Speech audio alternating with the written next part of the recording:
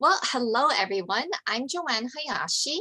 I was diagnosed with breast cancer almost 6 years ago at the age of 33, and I've been involved with the Young Survival Coalition since then as a Hawaii state leader and also as a face-to-face coordinator for the island of Oahu. Today, YSC is really excited to welcome Dr. Sara Hurvitz to discuss the basics of biomarkers in breast cancer. Now, you may have heard the term before, but maybe are not quite sure what that means or if it applies to your own breast cancer diagnosis and treatment. So we're going to answer these questions and more. Just a little intro about Dr. Sara Hurvitz. She's a medical oncologist who practices with UCLA Health. She specializes in the treatment of those with breast cancer and is involved in designing, implementing, and leading national and international clinical trials to test new targeted therapies.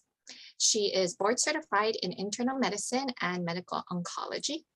She's also a professor at the David Geffen School of Medicine at UCLA. She is the medical director of the Johnson Comprehensive Cancer Center Clinical Research Unit, a co-director of the Santa Monica UCLA Outpatient Oncology Practices, and director of the Breast Cancer Clinical Trials Program at UCLA. She's also a member of the American Society of Clinical Oncology and the American Association of Cancer Research, and is a fellow of the American College of Physicians. So she's quite busy and we're really lucky to have her today. Thank you so much.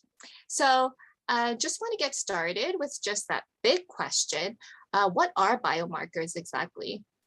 Yeah, it sounds like such a big, scary word, like biological, word that is a little overwhelming. And essentially what it is when a patient is diagnosed with breast cancer, the pathologist who's analyzing the tumor will test the tumor to see if there are particular proteins that are expressed in the tumor. The presence or absence of these proteins guides us and tells us information about what is the prognosis of the tumor and what therapies would work best to treat the tumor. So, for example, there is estrogen receptor and progesterone receptors, which are known as hormone receptors. These are tested in every patient diagnosed with stage 0 all the way up to stage 4 breast cancer at the time of diagnosis. And if the patient's tumor has one of these hormone receptors expressed or both, then we know that therapies that block the hormone pathway, the estrogen pathway, may be particularly effective for them. Another biomarker that's looked at is something called HER2, which is HER and then the number 2, and it stands for human epidermal growth factor receptor number 2, which is a mouthful. It's easier to say HER2. Patients who have too much of that protein on their tumor cells were identified as having a particularly poor prognosis, but now we have therapies that target that protein, that get at the cancer cell using that protein as a way to target the cancer. And this therapy has reversed that poor prognosis and made this cancer much better. So it gives us a lot of useful information about how to treat the cancer and how well a patient is likely to do long term.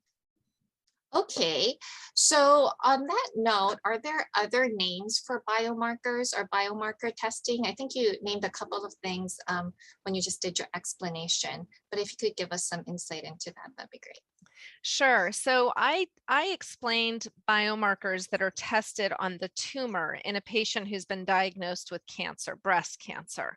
So those are the 3 biomarkers that will be tested on every patient with newly diagnosed breast cancer: ER, estrogen receptor, PR, and HER2. There are other things that are now being tested that were not routinely done in the past. For example, patients can be tested to tell if they carry what's called a germline mutation in BRCA1 or 2. BRCA is the breast cancer gene. It was made famous by Angelina Jolie because she carried that gene. She inherited it from her mother, and that put her at very high risk of developing breast cancer or ovarian cancer later in her life. So that is a gene that's tested tested for using saliva or blood. It's not a tumor biomarker we're testing. And it gives us information about how can we prevent cancer from developing, and also tells us if a therapy called a PARP inhibitor would work against that cancer in somebody who carries that mutation and has breast cancer. And then there's a new area called next generation sequencing, or genomic sequencing of the tumor. And that's where scientists look at the tumor itself and actually sequence the gene of the tumor. Sometimes a cancer's genes will mutate and change and acquire mutations that can enable us to treat that cancer with specific therapies that target that mutation. So we are learning more and more about mutations and which ones can be targeted. One of them that we can target right now is called a mutation in the PI3 kinase gene, and that's tested for in patients with a certain type of stage 4 breast cancer.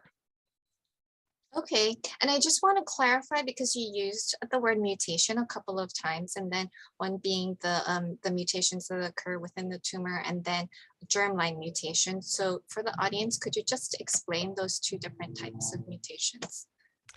Yeah, so mutations are mistakes in genetic material. So if we all can remember, when we were created by mom and dad, we got one copy of our genes from mom and one copy from dad. We each have a set of 23 chromosomes, right, that contain all of this genetic information. And every cell in our body contains that same genetic material. Sometimes what will happen is a cell will generate or develop a mutation or an abnormality in the genetic information, that DNA. And that mutation can make the cell divide or grow rapidly and behave like a cancer cell. That mutation can occur in a tumor specifically. It's not inherited from mom or dad. It's something that happened in the breast cell when the tumor was becoming tumorous, and that's called a somatic mutation. Or you can inherit a genetic mutation from mom or from dad. That's called germline. And when that occurs, it affects every cell in our body. That gene is abnormal because we got an abnormal copy from mom or dad. So somatic mutations are tumor specific. They're only found in the tumor. You have to test the tumor for it with the process called next generation sequencing. Germline mutations are in every cell in our body. So you can just do a swab of your inner cheek or a blood sample and scientists can test for it. Okay, so I think when I was first diagnosed, I had to spit into a tube to do genetic testing. So that was to test for germline mutations then, right? Absolutely, Mhm. exactly. Okay, thank you. So you did touch upon this a little bit too, but I was wondering if you could give us maybe some additional details about how the results of the testing, the biomarker testing, could perhaps influence the treatment approach and the decisions that patients and doctors might make. Absolutely. So when testing for tumor biomarkers, looking at ER and PR, the hormone receptors, and HER2, we use that information to help us understand the subtype of breast cancer. So a tumor could be ER positive and HER2 positive. It could be hormone receptor positive and HER2 negative, or it could be triple negative. That classification is based on those three biomarkers. If a tumor has hormone receptors, we have therapies that can be given that interfere with estrogen in our body, because estrogen is sort of the food for those cancers. So we have drugs like tamoxifen that block the receptors. We have aromatase inhibitors like anastrozole, letrozole, exemestane that can lower estrogen levels. And those are therapies we might use in a tumor that has hormone receptor expression. If the tumor is HER2 positive or overexpressing, we have drugs like trastuzumab, which is known as Herceptin. We have trastuzumab emtansine or TDM1, pertuzumab, all these therapies that target specifically HER2. So it's really critical for us to know those biomarkers when a patient's initially diagnosed. If a patient carries a germline BRCA mutation that they inherited from mom or dad, then we can treat with a PARP inhibitor. A drug like olaparib has shown benefit for early stage breast cancer, which is curable. That data just came out about a month ago, or late stage breast cancer in the metastatic setting. And then we can do tests on the tumor itself to look at the tumor genes, those somatic gene mutations.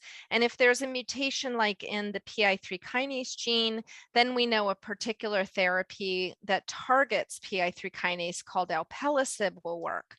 If we see that there is expression of something called PDL1, then we know that an immune therapy might be beneficial for a patient with a certain type of breast cancer.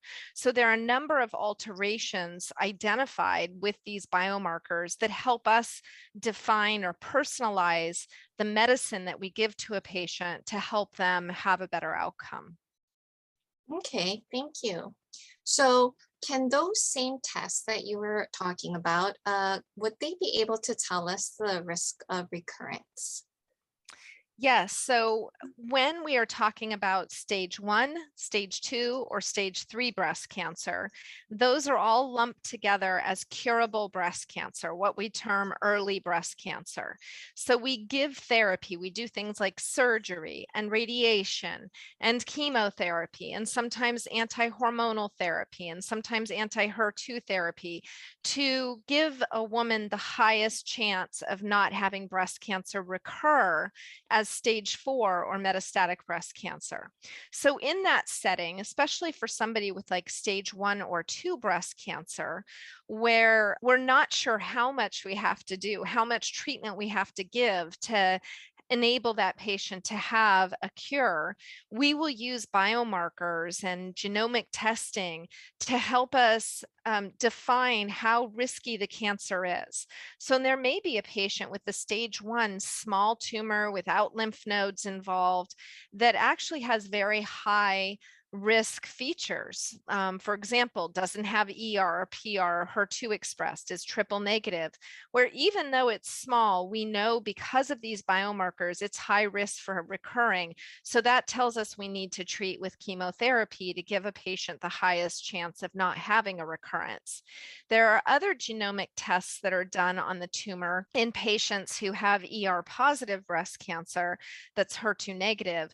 These tests are called Oncotype or MammaPrint, and these are tests done on a sample of the tumor that's taken at the time of surgery, and a score is generated based on the test looking at different genes in the tumor that tells us how risky that tumor is for recurring. The highest risk tumors would benefit from chemotherapy, whereas the lowest risk tumors may not need to have chemotherapy. Thank you for that. So one last question, since I think most of our audience are young adults impacted by breast cancer.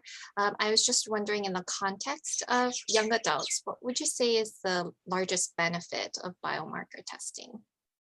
Well, I think for young adults, first of all, women who are diagnosed with breast cancer under the age of 50 should definitely ask their doctors to do genetic counseling and genetic testing. Even if there isn't a family history of breast or ovarian cancer, it's important to be tested.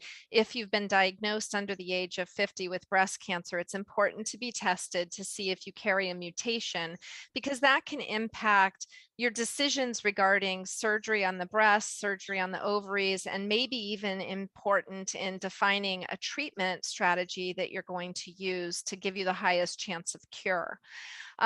Younger women tend to have a higher rate of triple negative breast cancer or HER2 positive breast cancer. So all patients, especially who are younger, but all patients need to have their tumor biomarkers tested to tell what therapy is going to be beneficial for them. And then, for women who have hormone receptor positive breast cancer, that are young, one of the treatments we use is estrogen blockade. And this has a lot of impacts for a young woman. To take a therapy for 5 years, maybe when they're trying to do family planning and sort out when they're going to have children in relation to when they do their therapy. These are very complicated decisions. There are multiple treatment options available for young women. And so talking with your oncologist and having good long conversations about all of these questions is really important, because there are challenges experienced by young women that are unique to that age group and compared differently to a woman who's older diagnosed with breast cancer. Well, that was really great information. Thank you so much, Dr. Hurvitz, for sharing your expertise today. YSC would like to thank Novartis for its support of this event and future educational programs on biomarkers. Please stay tuned for the next in our series of biomarker sessions, which will focus on metastatic breast cancer. And if you are interested in other YSC programs and support, please visit youngsurvival.org. Thank you. Thank you.